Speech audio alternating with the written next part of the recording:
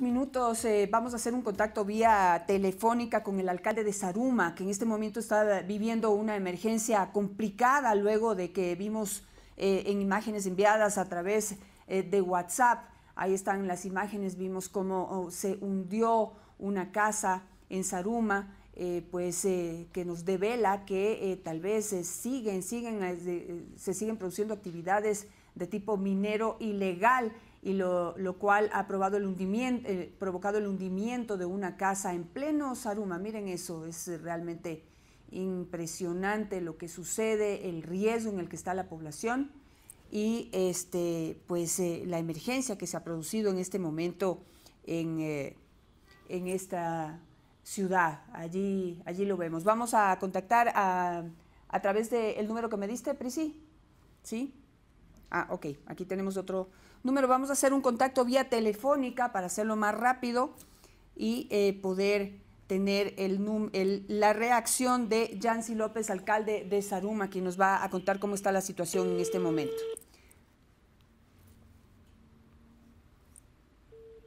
Realmente vemos a la gente impactada con lo que sucedió anoche en Zaruma, lo cual también ha producido una alerta a nivel nacional. Estamos realmente consternados por lo sucedido allá. Y tenemos, señor López. Sí. Buenos días, señor alcalde. Estamos aquí llamándole desde Quito, el programa Visionarias, Canal Digital, el programa Vis a Vis, y quisiéramos darle la bienvenida y pedirle una corta reacción, que nos pueda decir en este momento cómo está la situación en Zaruma tras esas imágenes que vimos la noche de ayer de este hundimiento de una casa en plena ciudad.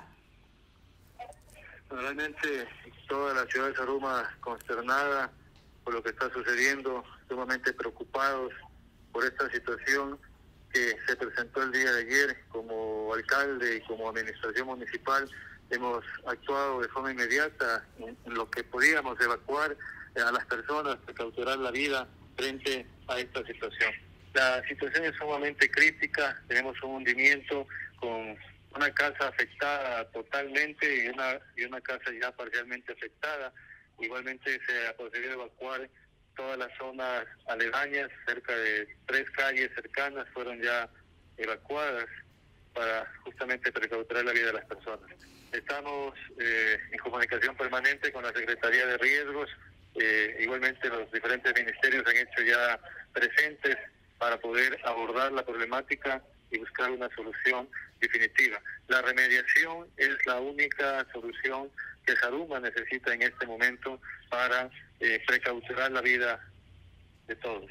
Señor alcalde, ¿este hundimiento es producto de, del socavón que ya existía anteriormente por las actividades mineras que se realizaban de manera informal en la ciudad, en el cantón, o esto es producto de nuevas actividades? ¿Puede contarnos cuál es el resultado del análisis, investigaciones que se han hecho en este caso? Sí, nosotros hemos insistido en el tema del control de la minería ilegal bajo el casco urbano de la ciudad. Este hundimiento se presenta muy cerca al hundimiento de la Inmaculada, donde se presentó este daño terrible que tuvo la ciudad, y es producto de la actividad minera, que se ejecutó en años anteriores y se agudizó con la presencia de mineros ilegales en esta zona, que siguió trabajando, que siguió destruyendo estos cimientos, y que lamentablemente tenemos las consecuencias de lo ocurrido, que son terribles. Usted manifiesta que hay 2 casas más que estarían que han sido evacuadas y que estarían en alerta, que se podrían producir nuevos hundimientos. ¿Ya se hizo una inspección? ¿Son solamente estas 2 casas o podría extenderse a una amplitud de territorio debajo de la ciudad por estas actividades que se han continuado realizando? Sí, están justamente los grupos de intervención analizando casa por casa para verificar si existe alguna incidencia en cada una de ellas. Hasta el momento son las 2 casas iniciales las afectadas. Estamos inspeccionando las demás para poder justamente realizar un informe y ver hasta dónde abarca el daño producido por este hundimiento. ¿Cuántas personas han sido evacuadas y hacia dónde serán reubicadas o ubicadas mientras esta emergencia se resuelve? Hasta el momento se procedió a realizar la evacuación de cerca de 50 viviendas cercanas a la zona. La mayoría han podido ir a familias acogientes. Se está organizando en este momento un albergue para quienes no tengan una familia acogiente donde ubicarse, puedan ubicarse en este espacio. Gracias, estábamos hablando con el señor Yancy López. Muchísimas gracias, señor alcalde, por este contacto con Vis a Vis y Visionarias. Estamos informando en vivo a nuestros seguidores y al país en general sobre la situación que en este momento se vive en Zaruma. Muchísimas gracias, señor alcalde, y estamos a la orden para poder seguir informando. Muchísimas gracias a usted por la entrevista. Bueno, pues esa es una actualización de lo que está sucediendo en Zaruma, que como ustedes ya han visto, se han continuado haciendo estas actividades de minería ilegal. No escucho es muy absolutamente nada. Ratificarlo, recalcarlo, resaltarlo, de que se trata de actividades ilegales, y estas son las consecuencias que se hace por toda la falta, digamos, fuera de la ley, sin ningún tipo de control. Y sin la conciencia de las consecuencias que puede producir esta minería ilegal. Aquí estamos viendo la afectación a la ciudad de Zaruma y el riesgo en el que están las vidas de las familias y las personas habitantes de esa ciudad. En otras partes del país se ha registrado todo el daño que en este momento está haciendo a la naturaleza, al ambiente, la minería ilegal, y que se respalda, digamos, se esconde detrás, acusando a la minería legal y responsable de ser la protagonista de esas consecuencias. Eso hay que tenerlo muy claro, no es así. En el Ecuador hay una minería absolutamente profesional, técnica, que está absolutamente controlada por las autoridades ambientales, por las autoridades también regulatorias y del Ministerio de Energía y Minas, pero hay que ponerle una mirada a lo que está haciendo la minería ilegal en nuestro país. ¿Y quiénes son los personajes que están detrás de esa minería ilegal, que impulsan la minería ilegal, que se esconden detrás de las organizaciones ambientalistas para que nadie pueda ponerle el dedo en la llaga a lo que está haciendo la minería ilegal? Aquí una nueva consecuencia, el ver de estas lamentables, duras, impactantes imágenes de lo que sucedió en Zaruma. Vamos a continuar con nuestro programa. Tenemos lista a Sofía Sánchez, asambleísta de Pachacuti, con quien queremos hablar sobre el anuncio que hicieron 10 de sus miembros, en el sentido de que se separan, digamos, se divide el bloque, se dividen entre ellos. Realmente es bien difícil entender qué es lo que está sucediendo. Vamos a hablar con Sofía López, una de las asambleístas de Pachacutic, que estaría en el bloque, digamos, original, por llamarlo de alguna manera. Sofía, buenos días y bienvenida. Sofía Sánchez, perdón, ya le cambié el apellido a Sofía. Sofía, buenos días. Cuéntenos, por favor, cuál es su reacción frente a este anuncio de sus compañeros de bloque, 10 de ellos, que manifiestan que van a actuar de manera independiente, pero sin dejar de ser de Pachacutic. ¿Cómo es esto? Buenos días, estimada Janet. Quería comentarles que no tengo audio, no se escucha. Vamos a arreglar ese problema. Si Vic me ayuda, por favor, arreglando el audio de Sofía para poder conversar con ella. Pero el día de ayer se presentaron en rueda de prensa prácticamente la mitad del bloque de Pachacutic, anunciando que no van a continuar actuando como un solo grupo, sino que el grupo se divide, es decir, siguen siendo de Pachacutic, pero cada bloque, cada grupo va a actuar de manera independiente. Esto realmente es algo que nunca ha sucedido. Cuando hay una separación, ese grupo se separa totalmente y actúa de manera independiente, se declaran asambleístas independientes y de esa manera empiezan a actuar. Por favor, si me ayudan y me cuentan que si podemos arreglar el audio de Sofía para poder conversar con ella sobre esta nueva revelación de tipo político que hay en nuestro país. Esto que nunca ha sucedido, que dentro de un mismo bloque haya dos bloques.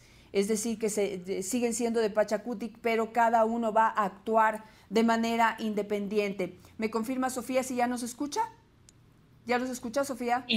Sí, desde este momento estoy escuchando. Perfecto, Sofía. Entonces, le preguntaba, ¿cómo es esto que el grupo Pachacutic de asambleístas se divide? Sigue siendo de Pachacutic, pero ya cada uno va a actuar como bloque independiente. No entiendo, explíqueme. Bueno, así es, para nosotros también fue sorpresivo esta rueda de prensa que dieron el día de ayer. más o menos 8 o 9 compañeros.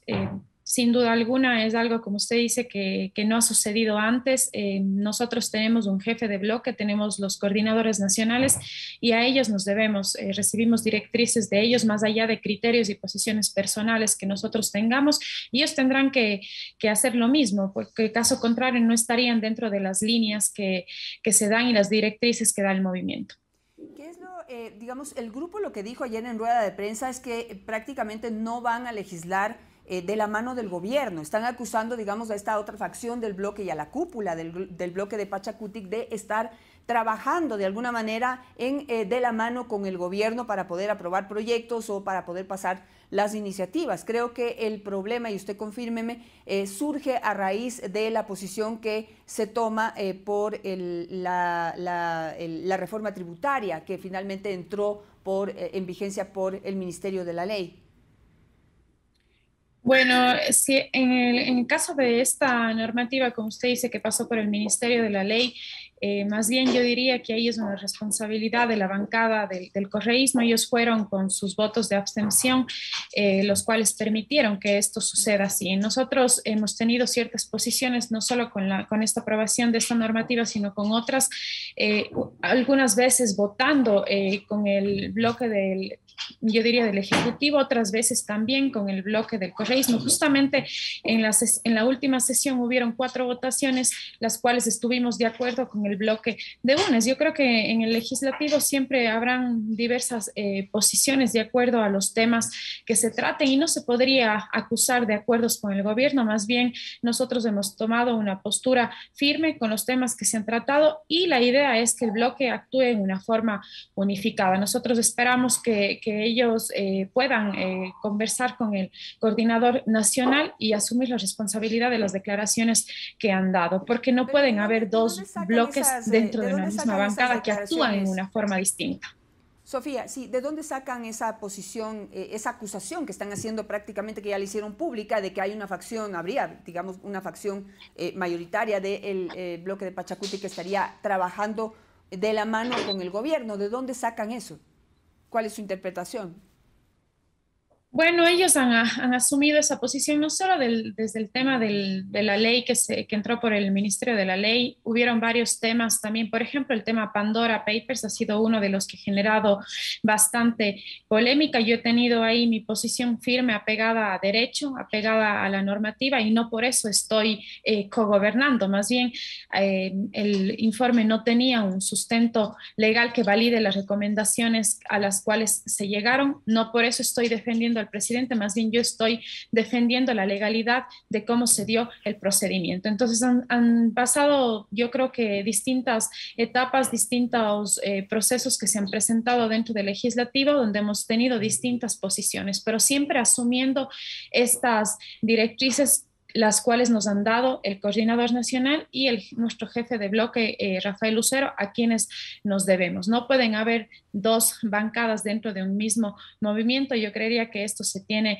que unificar los criterios y ellos asumir su responsabilidad. Yo creo que más bien ahí es un tema de personal, de posiciones personales que ellos han asumido por ciertos intereses que se tienen, pero más bien esto no ha sido aprobado en el seno del Consejo Político de Pachacutic. Bueno, y se dice también, y quisiera su opinión, que detrás de todo esto hay intereses de tipo político, y esos intereses van de la mano de esa aspiración, digamos, que tiene Leonidas Issa de ir creciendo en su carrera política y pues irse posicionando, no sé, como candidato a la presidencia de la República, o no sé si asambleísta en las próximas elecciones, o en las locales a alguna dignidad, pero que pues este tipo de posiciones políticas van de la mano para poder darle mucha más visibilidad a Leonidas Issa. ¿Usted qué opina?